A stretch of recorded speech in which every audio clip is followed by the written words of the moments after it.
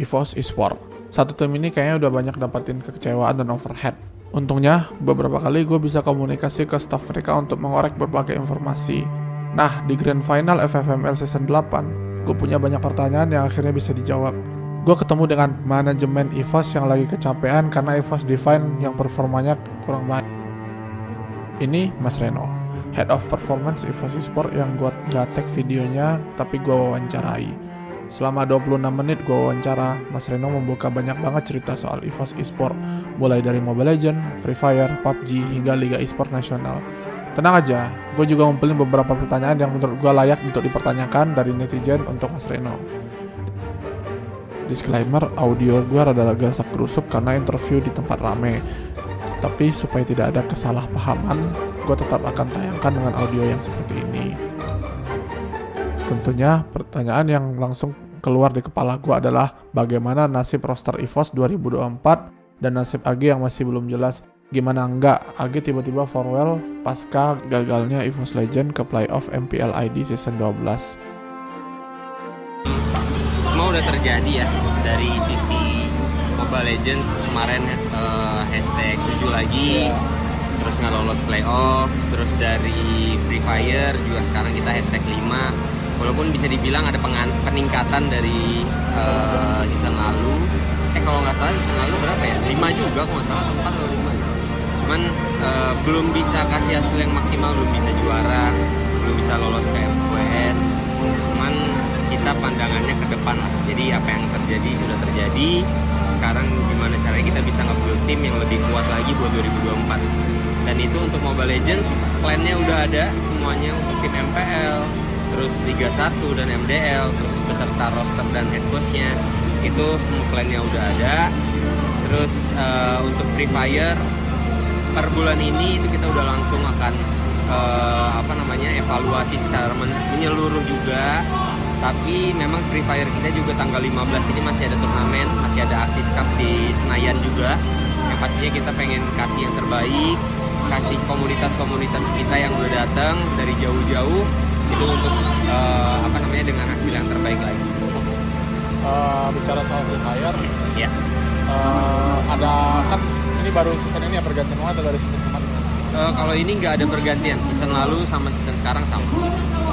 Setelah lu ngeliat hasilnya, apakah akan lu memikirkan untuk bawa pemain baru atau tukar pemain atau untuk jadi bisa dibilang seperti gini, awal tahun itu selalu jadi season awal baru mulai lah. Lalu yang ditujukan itu untuk di akhir tahun, season akhir tahun itu karena ada World Series kan ya. Jadi untuk 2024 kemungkinan akan ada perombakan di Mobile Legends dan juga di event. Mas Reno ceritain nih gimana nasib AG ke depannya. Ya, ke depannya pokoknya nanti ada job desk baru lagi, ada job desk lain untuk dia juga. Karena kayak gini, aku kan di Head of Esports ini nge-handle EVOS itu bisa dibilang sendirilah untuk di esports secara keseluruhannya. Nah, aku butuh beberapa orang yang untuk membantu buat nge-build dari sisi seluruh Mobile Legends-nya, terus seluruh Free Fire-nya, dan itu yang akan kita jalanin di 2024. Artinya Coach AG akan promosi ya? Atau untuk itu akan lihat nanti ke depannya seperti apa. Cuman AG akan masih tetap ada di EVOS. Dia akan ada tanggung jawab lain juga. Dan di 2024 untuk Free Fire dan Mobile Legends kita akan ada infrastruktur baru lah, atau bisa dibilang staff baru yang mungkin bisa berimpact ke tim secara untuk lebih bagus. Dan kita pengen nge-build-nya itu dari awal tahun sampai akhir tahun itu rosternya yang memang udah difokusin untuk World Series, termasuk FF dan ML. Kita berharap dari awal tahun sampai akhir tahun nggak ada regenerasi masif, terus supaya kita bisa programnya itu long term dari awal udah di prepare untuk sampai akhir tahun kayak gitu. Apakah akan ada nama baru buat Legends? Akan ada nama baru. Silahkan ditunggu nanti kita event besar lagi mungkin di 2024. Berarti biarlah legend menjadi legend ya. Benar, biarkan legends menjadi legenda. Jadi kita coba fresh name, nama baru yang mungkin bisa membawa sirkulasi baru, terus lingkungan baru, budaya baru yang emang akan bener-bener kita rombak ke depannya supaya bisa lebih profesional, lebih family, lebih humble, semuanya akan kita rombak. Ada lagi nih, lumayan banyak bicara nih. Boleh, Karena boleh. kemarin Age baru podcast di Empat Talk, jadi 2 jam kan? banyak, iya. Siapa pengganti Age sebagai captain?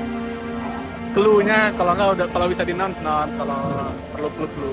Optionnya udah ada, kita udah nge-reach beberapa orang juga.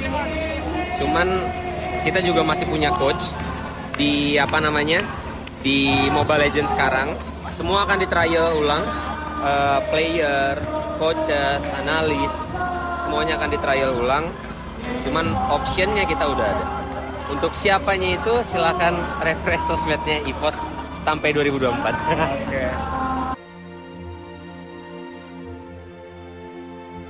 Kemungkinan ada impor lagi. Lanjutin possibility. Sistem voting ya. Jadi gini, setelah Bejorn udah nggak ada, itu sistem yang udah dijalanin atau budaya yang udah dijalanin dari dulu itu udah nggak works lah. Karena dulu memang yang take over semua dari Bejorn, semua call-nya itu dari Bejorn.